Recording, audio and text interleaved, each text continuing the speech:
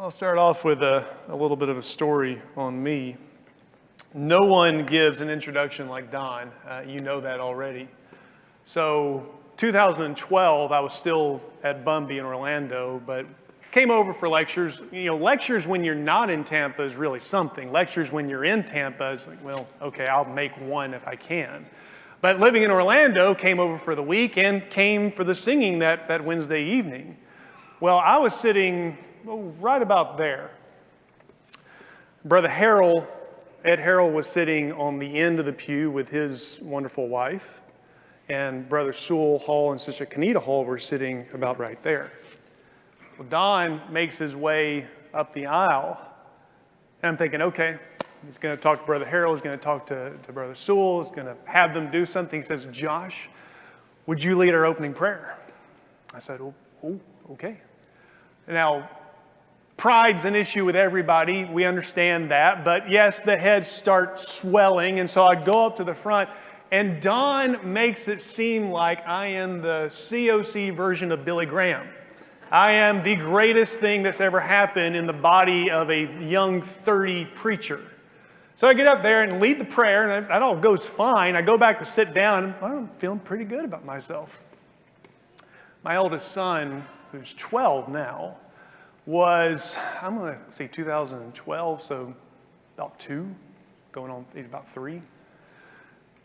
We had been feeding him almonds and not paying attention to the fact that he was not swallowing any of the almonds. He is just grinding up almonds in his mouth to the point where he just has a mouthful of almond dust. Coughing fit commences. Almond dust is spewing all over Brother Harold, Sister Harold. I think some got on the halls as well. And off goes this wonderful young preacher screaming through the back with a 2-year-old spewing almonds. And that's when you're reminded not to think too highly of yourself. Well, a cruel joke was played on me tonight. I was told that my topic was John's use of the Antichrist in 1 John. That's apparently not what we're discussing tonight. So go ahead and turn your Bibles to 1 Samuel 17. 1 Samuel 17. That is going to be our main text this evening. We are going to go to a New Testament passage later on as well. 1 Samuel 17 is, of course, where our encounter takes place. Tonight's lesson is all about fear. 1 Samuel 17 is a chapter about fear, and it's about how 2 different groups handle that fear.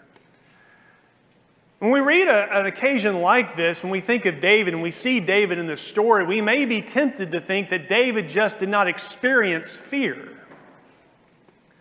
If you've read the Psalms, though, you know that's not true.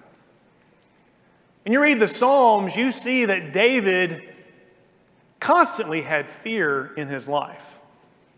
As an example, Psalm 55, and in verse 4, David offers this lament to his God.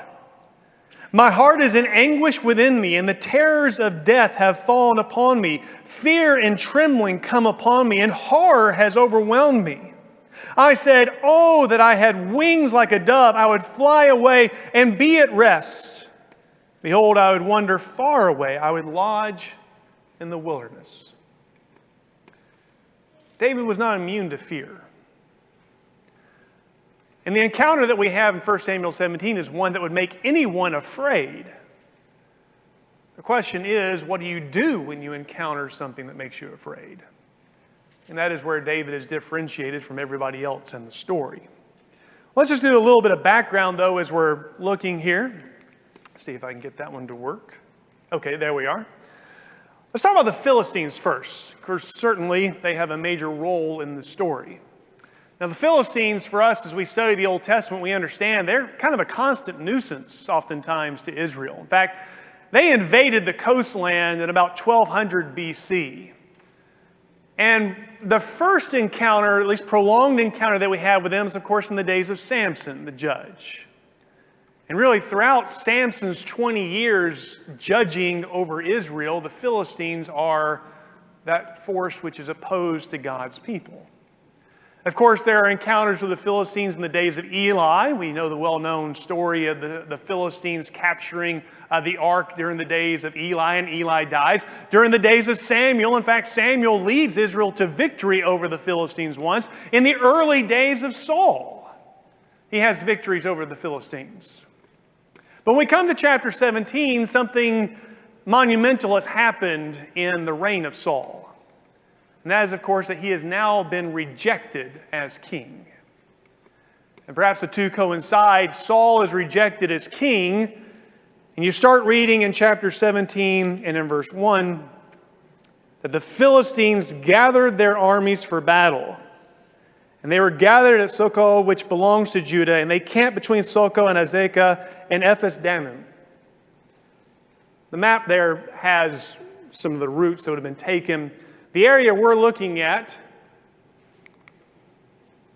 well, try that one more time. Nope, now we're too far. There we are. Thank you. In the valley of Elah, and where Brother Jenkins took this picture from, you would have been standing where the Israelite forces were gathered. And you're looking out across the valley, and that is where the Philistine forces would have been gathered. The text goes on to say that this is not just a normal army. Yes, the Philistine forces are there, but one champion comes out from the midst of the Philistine forces, Goliath of Gath.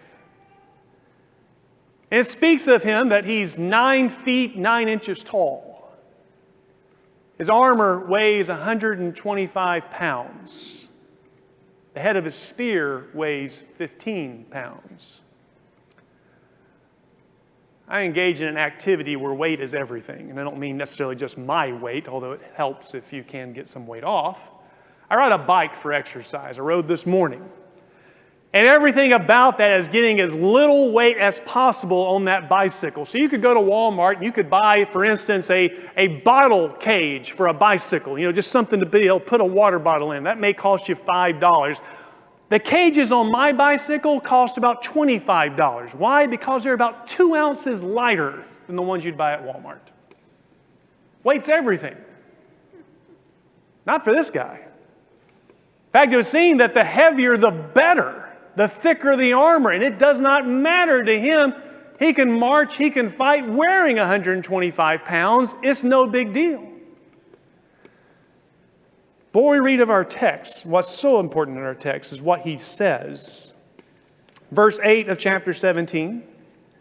He stood and shouted to the ranks of Israel and said to them, "Why do you come out to draw up in battle array? Am I not the Philistine, and you servants of Saul? Choose a man for yourselves, and let him come down to me. If he is able to fight with me and kill me, then we will become your servants. But if I prevail against him and kill him, then you should become our servants and serve us." Again, the Philistines said, "I defy the ranks of Israel this day. Give me a man that we may fight together." What's referred to as the Battle of Champions. Whereas instead of two armies battling and slaying each other, one representative from either side.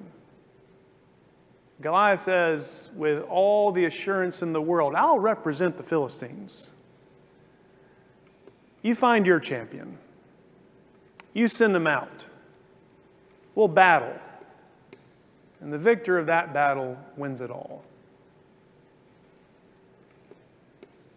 When Saul and all Israel heard these words of the Philistine, they were dismayed and greatly afraid.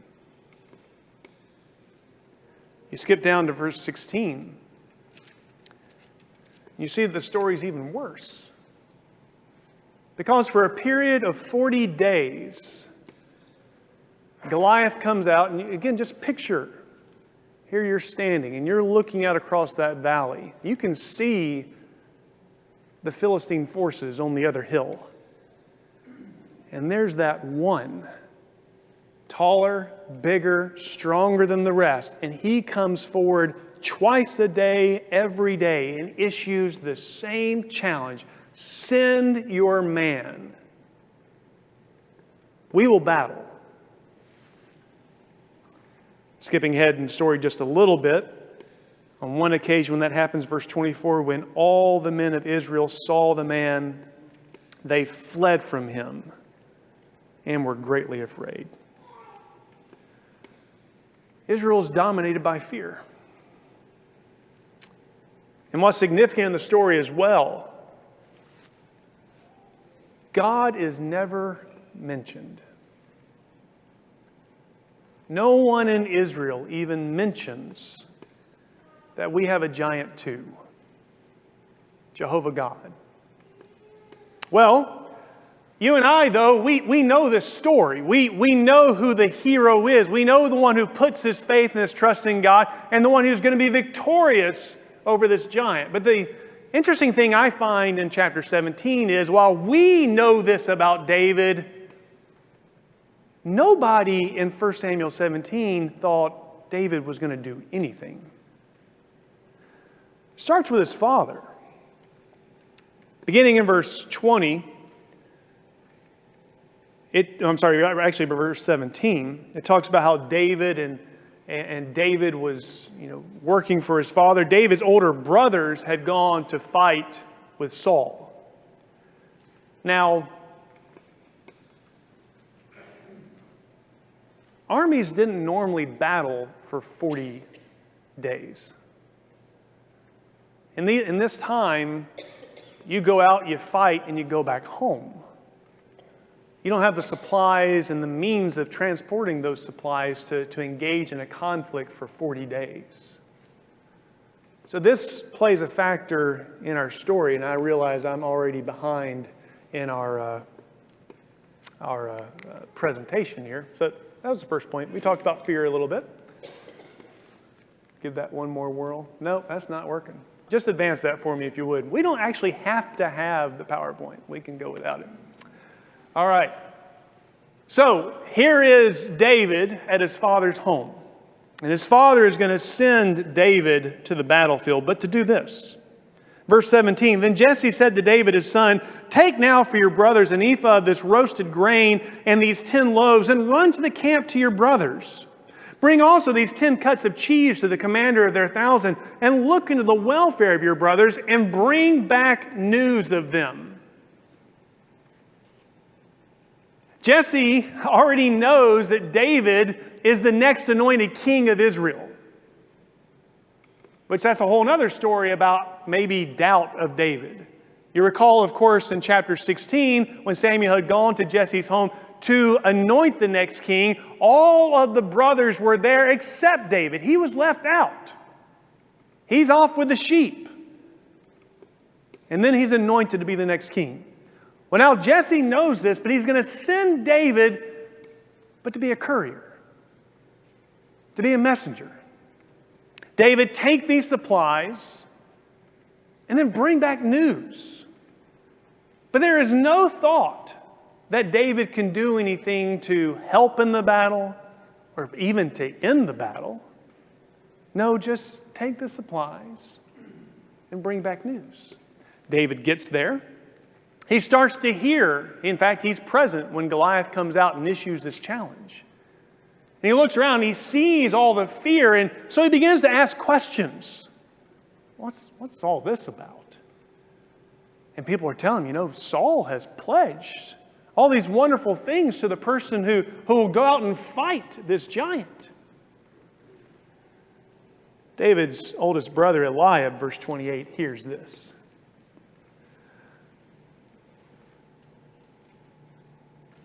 Eliab, his oldest brother, heard when he spoke to the men, and Eliab's anger burned against David, and he said, why have you come down? And with whom have you left those few sheep in the wilderness? I know your insolence and the wickedness of your heart, for you have come down in order to see the battle. Now, I've got 2 boys, and I understand the older brother generally gives the younger brother a pretty hard time. And maybe David had done some things to deserve that over the years. But you see in that Eliab has no faith and confidence in David. Why are you here? Did you hope you could come and see a show? There'd be a gory bloodbath going on and you could see this and you'd have something to go home and tell your friends about? Is that why you're here? Word comes to Saul. Now, think of Saul. And think from this standpoint, the embarrassment that Saul must be going through. By the way, Saul's afraid. We already read that. For 40 days, the Philistine champion has come out and said, come on, if you've got anybody with enough guts to come out here and fight, send him out here. And not a man in Saul's army says, I'll do it. Imagine the embarrassment to Saul. He is a king. And he doesn't have a subject. He does not have a warrior in his army that says, I'll go. 40 days. And lo and behold, here's David. And David says, I'll go. You remember Saul's response to David. Verse 33, Saul said to David, you are not able to go against this Philistine to fight with him. For you are but a youth, while he has been a warrior from his youth. But David said to Saul, your servant was tending his father's sheep when a lion or bear came and took a lamb from the flock. And we'll come back to that in just a little bit. What is Saul's thinking?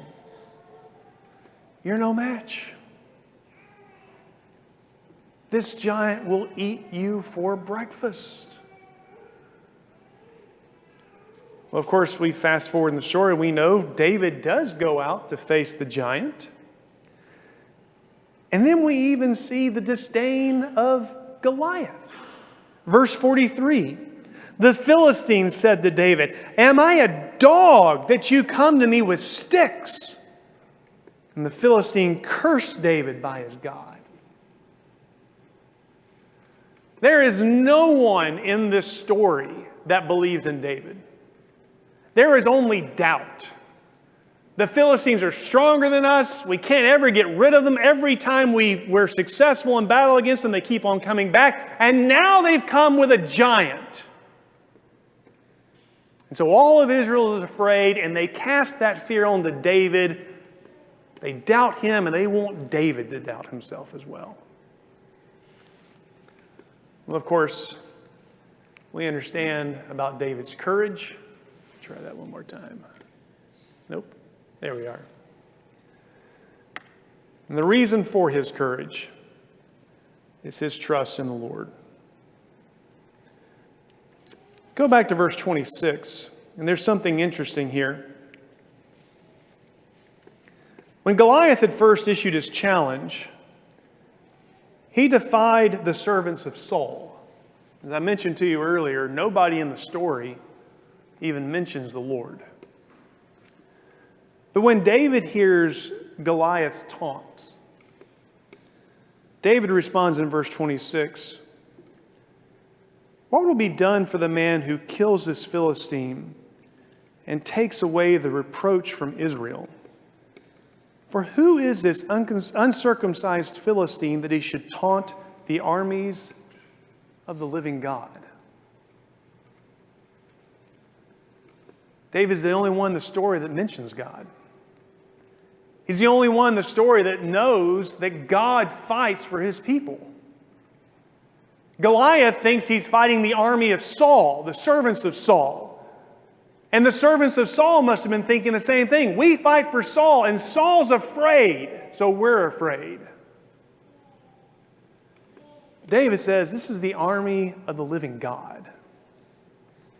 And of course, that courage was bred by past experiences. When Saul questioned David and saying, you can't go and fight. And that's when there's a little section we already read where David then takes Saul back to his own earlier life. It says, when I was out in the field and a lion or a bear came and took a lamb from the flock, and I went out after him and attacked him and rescued it from his mouth. And when he rose up against me, I seized him by his beard and struck him and killed him. Your servant has killed both the lion and the bear, and this uncircumcised Philistine will be like one of them.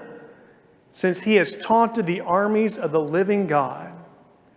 And David goes on to say in verse 37, the Lord who delivered me from the paw of the lion and from the paw of the bear, he will deliver me from the hand of this Philistine. His courage is from what God has done and how God has been with him in the past. But you know what? That courage had to act. I already sung the song about how David took up those 5 smooth stones. And by the way, please, I am begging you, if you have a question for me tonight, please do not ask me why 5 stones.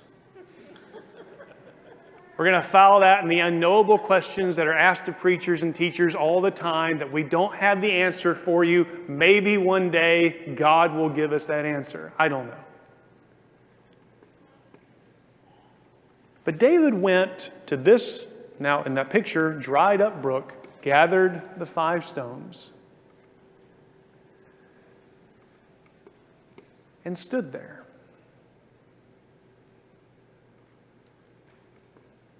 Do you think David was afraid? There's no mention of it in the text. But again, given what we understand of David in other passages, and he knows what fear is, I have no problem seeing David, small little David, compared to this giant, and there not being at least a wave of fear, the emotion that comes to David. But that's when David keeps going back. My God is with me. The Lord is fighting on my side. And that's what propels him to act. He has to stand there to meet the giant's charge. He has to put the rock in the sling and hurl the sling with all of his might, all the while trusting that God is going to do what he believes God will do, and that is protect his people and be with his anointed one. His courage came from his faith in God, and his courage acted. I'm not going to worry about the PowerPoint from here. You can blank it if you wish to, or we can just keep it right there. But I do want to talk to us for a few minutes. I invite you to turn over in your New Testaments to Matthew chapter 10. Passage where our Lord spoke about fear at some length. Because fear is a problem for God's people still. In this setting, Jesus is speaking to his closest disciples. And he has already told them, beginning in verse 24, that since people hated him and were accusing him of all kinds of things, they're going to be doing the same thing to his disciples. And that's when he says, beginning in verse 26, therefore do not fear them, for there is nothing concealed that will not be revealed, or hidden that will not be known. What I tell you in the darkness, speak in the light, and what you hear whispered in your ear, proclaim upon the housetops. Do not fear those who kill the body, but are unable to kill the soul. Rather, fear him who is able to destroy both soul and body in hell. Are not 2 sparrows sold for a cent, and yet not one of them will fall to the ground apart from your Father? But the very hairs of your head are all numbered. So do not fear. You are more valuable than many sparrows. Our Lord's concern, as he goes on to talk about in verse 32, was that if his disciples were afraid of what man could and would do to them, then they would not confess him. They would not repeat the instructions and the words that Jesus had given to them, that message that needed to go out to the rest of the world. They would deny him instead. They would give in to fear. And so Jesus says, don't fear them. Fear inhibits. Fear keeps us from acting. You go back to the story of David, and it's bad enough that Israel, in their fear, would not act. Not a one. Jonathan included. There are some good people in this army. And not a one of them went out and met Goliath. So that's bad enough. But the tragedy of the story in 1 Samuel 17 is that everybody in their fear, because they're not acting, they then want to cast that fear on David. David, we're afraid. You should be afraid too. We're not acting. You don't need to try and act.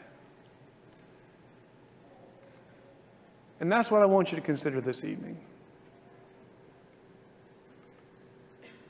It's getting awfully dark outside. Awfully dark. You know, the Philistines kept on coming at the Israelites in various ways. Read in 1 Samuel 13 that at one time, there was not a blacksmith to be found in Israel. You had to go to the Philistines. So they had to somehow achieve that. And now in 1 Samuel 17, again, they come in a completely different way. They've got a giant. They kept on adapting. They kept on coming at Israel in different ways. Do you see Satan's doing the same thing? Keeps coming at different ways, and it's just getting darker and darker outside, and we're getting more afraid all the time. Challenges that we used to think about. You know, what would our college students, our young people, when they go off to college, what will they be exposed to? You know, what kind of teaching will they be exposed to that would seek to take away their faith in God? That was a significant challenge, still is a significant challenge. Challenge of alcohol and drugs, been prevalent for so long, still a challenge. You know, when I was a high schooler, the internet wasn't a thing. I mean, I think it existed, but we got AOL when I was a senior in high school, and I can remember, you know, the wonderful sound of that dialing up. Internet pornography was not a thing.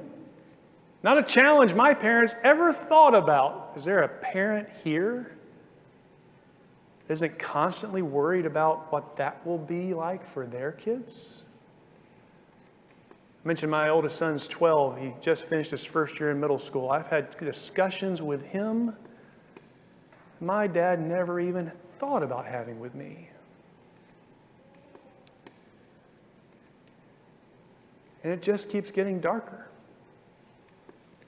Now, not only is Christian morality mocked in the world, the very sense and notion that there would be such a thing as gender is mocked. And you are canceled if you were to say that there is such a thing as gender. These are the things that we see and we pay attention to, and we become afraid. We're afraid for that next generation. We're afraid of what this is going to do to them. And I understand that. I've got kids. I'm concerned. What we must not do, though, is put doubt in their minds. Let's not act as if things are so bad and we are so afraid that what we're doing then to our kids is, you need to be afraid. Because this is how bad it is.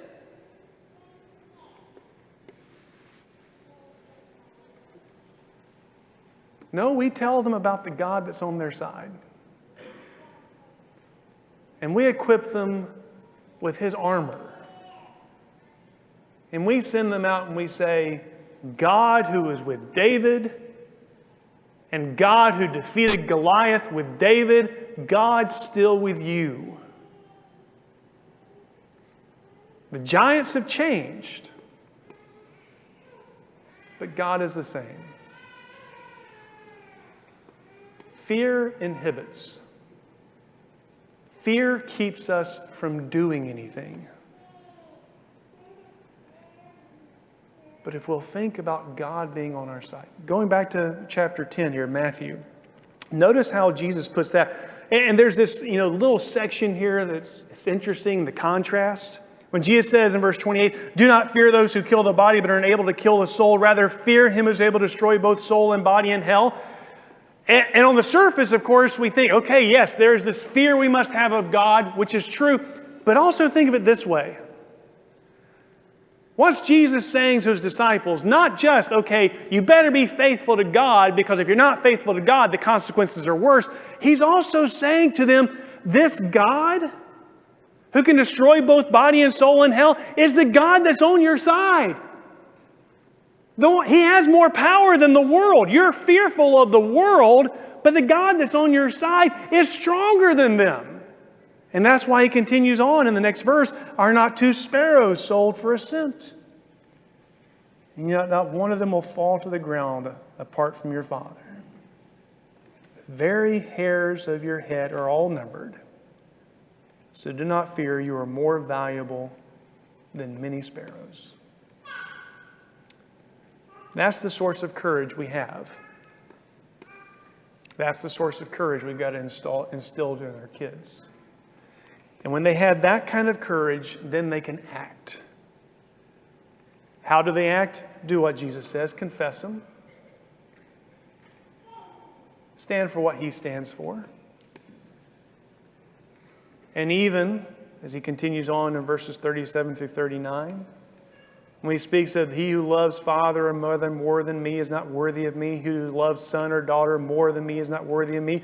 He who does not take his cross and follow after me is not worthy of me. He who has found his life will lose it, and he who has lost his life for my sake will find it. How do we act in this courage? We place Him first and foremost. And if we reach the day where, yes, we are actually taking up the cross, yes, we are actually losing our lives for His sake, then we're still victorious. We're still on the winning side. What time are they dismissing back in, Jonathan, in just a minute? Oh, not till 8? Are you kidding me? I got 15 more minutes, and you guys are in bad shape. Well, I could. All right, man, we're not going to make it all the way to 8 o'clock. But I want to end with this. I really thought I was going to like 7:50. My bad, guys. When the kids come out, chances are some of them may know this, others won't. But you can ask all those kids, tell me about David. And those kids that were so excited up here, and by the way, when Don gets really full of himself, tell him that, my neighbors, right there, the Nerlins, their kids are much more excited for the garbage man every week, every single week. So they do love this, but I mean, if you were a garbage man, that would be exciting. But ask them about David, and man, they're going to be able to tell you about David. They're going to be able to tell you about this wonderful thing and this wonderful story and how David slew the giant. How great. Then ask them, tell me about Eliab.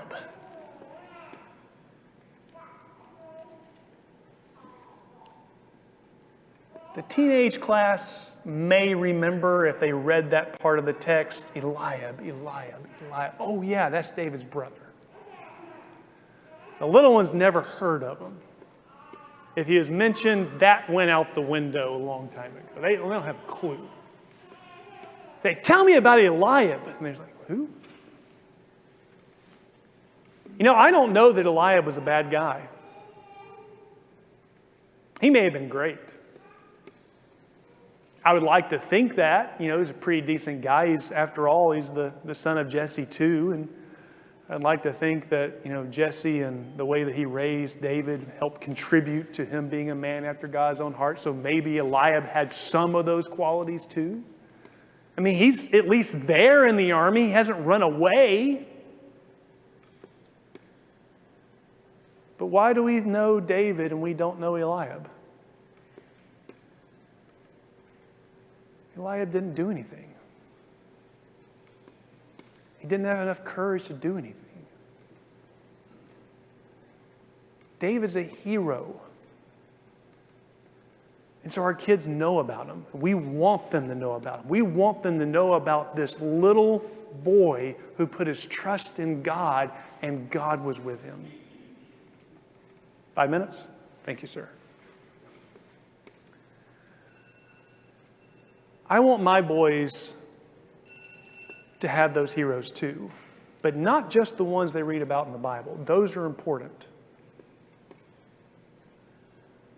But I want my boys to have those real life heroes. Those men and women in their church and in their family that they can look at and say, you know what? They put their trust in God too. They put their trust in God when they were sick and they never wavered. They put their trust in God when they had economic hardships and they didn't let it get them down. They put their trust in God when they had tragedy in their family. They put their trust in God when they went through a pandemic. They put their trust in God in every situation I've ever seen them, and God was with them. I want my kids to have a lot of Davids in their life. Eliabs can be fine,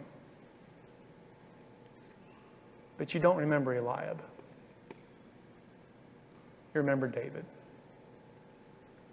All right, I'm done. Thank you, everyone, for your very, very kind attention. I'll let Jonathan have whatever it is I just dropped.